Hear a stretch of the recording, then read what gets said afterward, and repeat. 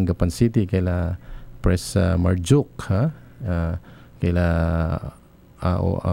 brother Fahad Olama, okay, at sa lahat na po sa inyo dyan.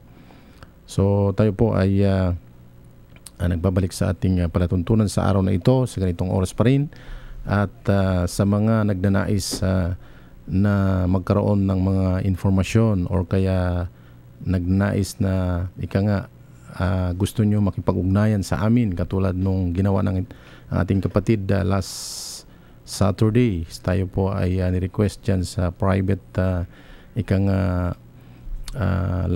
private symposium or one-on-one explanation about Islam. Ayan. Tayo po ay willing din at makipag-ugnayan lamang sa ating numero 0927-8048-529. Diyan po sa gawing Malimba. Ayan, Barangay Malimba, Agapan City, Nueva Ecija. Kaila Brother Omar, diyan po sa San Isidro, Nueva Ecija, sa Cabiao, at lahat na po ng hindi natin napabanggit dito na nasasakupan ng probinsya ng Nueva Ecija. Masya Allah. Ganoon din po sa mga brothers natin na naririnig dyan po sa gawing Bulacan, sa may DRT, ang Doña Remedios Trindad, ang mga suki natin dyan na nakikinig, at sa inyo pong lahat, isang mapayapang hapon sa hapong ito. Bueno po, sa ating palatuntunan, tayo po ay tuloy-tuloy na sa hapong ito. Meron pong 10 minuto makalipas ang alas 5 ng hapon sa ating palatuntunan.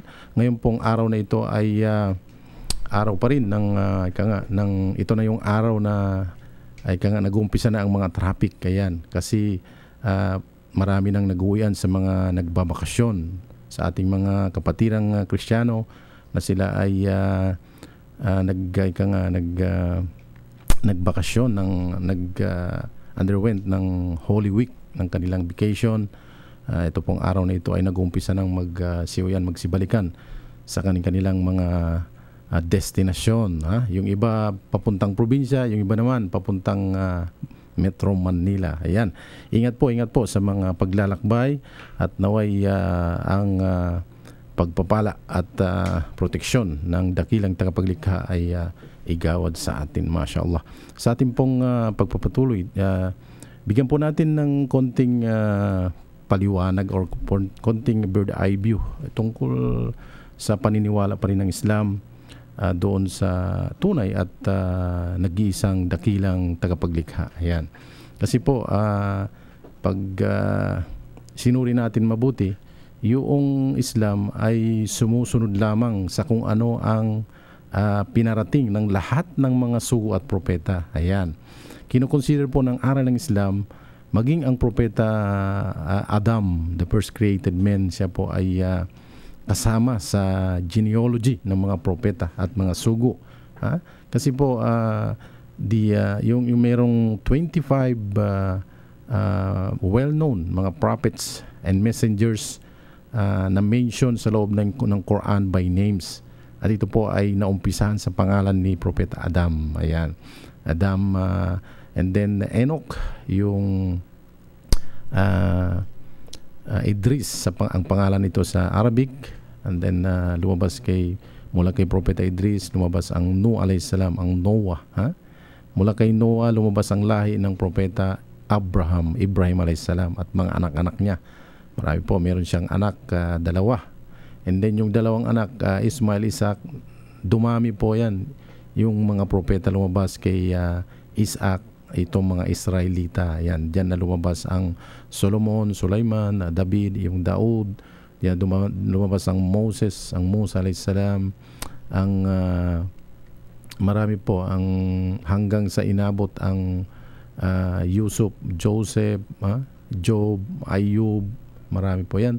At Zakaria, and then lumabas po ang propeta Isa or Jesus, ang anak ni Maria. And then magmula po sa lahi ng Ismael, lumabas po ang huling propeta at sugo, ang propeta Muhammad sallallahu alaihi wasallam, sa lahi ng mga Arabs.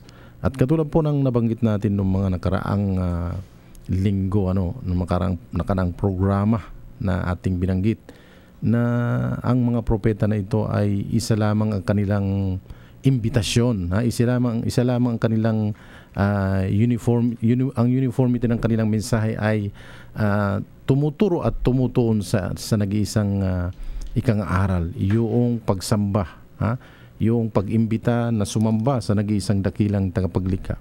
Halimbawa po, ang call of sabihin natin call of Noah, call of Noah, or yung nauna pa sa kanya, call of Hud, si Propeta Hud, or kaya Propeta Saleh. Ano bang sinabi sa loob ng Quran? Sa panahon ng Propeta Saleh, siya rin ay nag-anyaya or nag-imbita sa kanyang mga kababayan, sa kanyang siglo, sa kanyang kapanahunan. Sabi sa loob ng Quran, chapter 7, verse 73, A'udhu billahi minasyaitanir rajim, wa ila Thamuda akhahum salihan qala ya qaumi ibudullaha ma lakum min ilahin ghairuhu.